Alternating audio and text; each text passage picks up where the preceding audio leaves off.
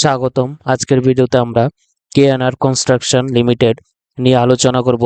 চলুন শুরু করি আমাদের ভিডিও। আমি যখন ভিডিও করছি তারপর শেয়ারের বর্তমান প্রাইসের সাথে মিল নাও থাকতে পারে, তোমরা পরবর্তী সময় এগুলো দেখে নিতে পারবে। কোম্পানির প্রধান অনুপাতগুলি বিশ্লেষণ। প্রথমত, মার্কেট ক্যাপ, বাজার মূলধন 11,519 কোটি।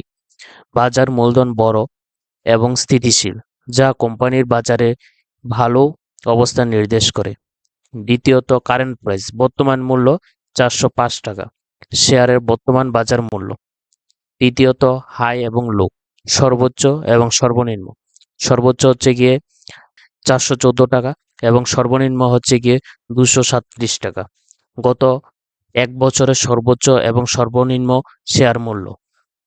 চতুর্থত, স্টক পিই অনুপাত 15.3, শেয়ারটির মূল্য অবলিক আয় অনুপাত। এটি নির্দেশ করে বিনিয়োগকারীরা কত টাকা দিচ্ছেন 1 টাকা আয়ের জন্য। আপনি যদি 1 টাকা রোজগার করতে চান তাহলে 15 টাকা 3 পয়সা দিতে হবে। স্টক পির মানে হচ্ছে গিয়ে আপনি কত টাকা দেওয়ার ফলে আপনি ইনকাম করছেন। তো 15 টাকা আপনি দেওয়ার ফলে 1 টাকা ইনকাম করছেন এই কোম্পানি থেকে। বুক ভ্যালু হচ্ছে গিয়ে 126 টাকা, শেয়ারের বুক ভ্যালু। এটি কোম্পানির নেট অ্যাসেট ভ্যালু নির্দেশ করে। 6. ডিভিডেন্ড ইল্ড 0.06%, শেয়ারের প্রতি ডিভিডেন্ড আয়ের হার, কোম্পানির ডিভিডেন্ড প্রদান কম। 7. ROCE, return on capital employed, পুঁজিবাজারের রিটার্ন 25.4%, কোম্পানি তার ব্যবহৃত পুঁজিতে কত শতাংশ রিটার্ন করছে। 8. ROE, রিটার্ন অন ইকুইটিতে রিটার্ন 23.8%, কোম্পানি তার শেয়ার হোল্ডারদের ইকুইটিতে কত শতাংশ রিটার্ন করছে। 9. পিইজি রেশিও হচ্ছে গিয়ে শেয়ারের মূল ও অবলিক আয় বৃদ্ধির অনুপাত। এটি সাধারণত 1-এর নিচে থাকলে শেয়ারটির আন্ডার ভ্যালুয়েড হয়। তাহলে আমাদের পিইজি রেশিও হচ্ছে গিয়ে 0.64। তো আমাদের 1-এর নিচে রয়েছে, তার মানে হচ্ছে আন্ডার ভ্যালুয়েড শেয়ার। এই শেয়ারটা আন্ডার ভ্যালুয়েড শেয়ার। 10 নম্বর হচ্ছে গিয়ে প্রফিট গ্রোথ, লাভের বৃদ্ধি 90.9%। এখানে প্রফিট গ্রোথ অনেকটাই বেশি, তার জন্য এটা একটা পজিটিভ সাইড হতে পারে এই কোম্পানির জন্য। 11 নম্বর হচ্ছে গিয়ে প্রফিট আফটার ট্যাক্স, কর পরবর্তী লাভ 752 কোটি, কর পরবর্তী লাভ, নিট লাভ। 12 নম্বর হচ্ছে গিয়ে রিটার্ন অন অ্যাসেট, সম্পদের রিটার্ন 14.8%, কোম্পানি তার সম্পদের কত শতাংশ রিটার্ন করছে, সেটা হচ্ছে গিয়ে 14.8%। 13 নম্বর হচ্ছে গিয়ে প্রাইস টু সেলস হচ্ছে পিএস রেশিও। আমাদের শেয়ার পিএস রেশিও হচ্ছে গিয়ে 2.60, শেয়ারের মূল্য অবলিক বিক্রয় অনুপাত। এটি বিক্রয়ের তুলনায় শেয়ারের মূল্য নির্দেশ করে। 14 নম্বর পয়েন্ট হচ্ছে প্রাইস টু বুক ভ্যালু 3.24, শেয়ারের মূল্য অবলিক বুক ভ্যালু অনুপাত। 15 নম্বর পয়েন্ট হচ্ছে ডেট টু ইকুইটি, ঋণ অবলিক ইকুইটির অনুপাত 0.36, কোম্পানির ঋণ ইকুইটির অনুপাত। এটি নির্দেশ করে কোম্পানির ঋণের পরিস্থিতি। 16. কারেন্ট রেশিও, বর্তমানের অনুপাত 2.26, কোম্পানি বর্তমান সম্পদ অবলিক বর্তমান দায় অনুপাত। এটি 1-এর উপরে থাকলে কোম্পানি তার বর্তমান দায় মেটাতে সক্ষম। তাহলে আমাদের এখানে একটা পজিটিভ সাইড হচ্ছে গিয়ে কোম্পানির কারেন্ট রেশিও 2.26। তো 1-এর উপর রয়েছে, তার মানে হচ্ছে সে কোম্পানিটা তার কোম্পানির বর্তমান যে দায় সেটা মেটাতে সক্ষম।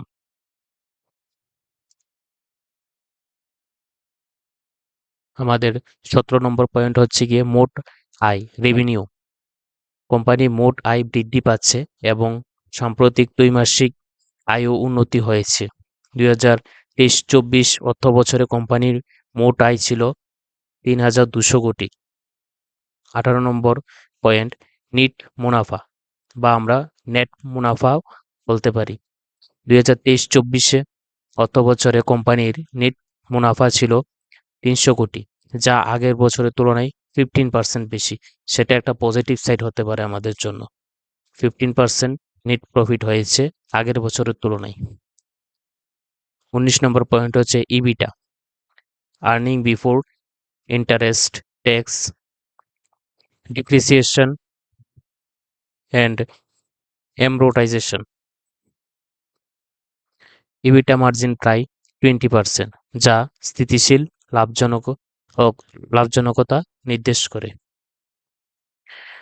20 অর্ডার বুক কোম্পানির বর্তমান অর্ডার বুক প্রায় 800 কোটি, যা ভবিষ্যতে স্থিতিশীল আয়ের নিশ্চয়তা প্রদান করে। 21 বৈচিত্র্যকরণ, ডাইভার্সিফিকেশন। কেএনআর কনস্ট্রাকশন লিমিটেড সড়ক, সেতু এবং জাতীয় ও রাজ্য হাইওয়ে নির্মাণে কাজ করছে। তাছাড়াও কোম্পানির পানীয় জল সরবরাহ প্রকল্প এবং অন্যান্য পরিকাঠামো প্রকল্প অংশ নিচ্ছেন। ইনভেস্টমেন্ট অ্যাডভাইস, প্রথমত দীর্ঘমেয়াদী বিনিয়োগ, লং টার্ম ইনভেস্টমেন্ট।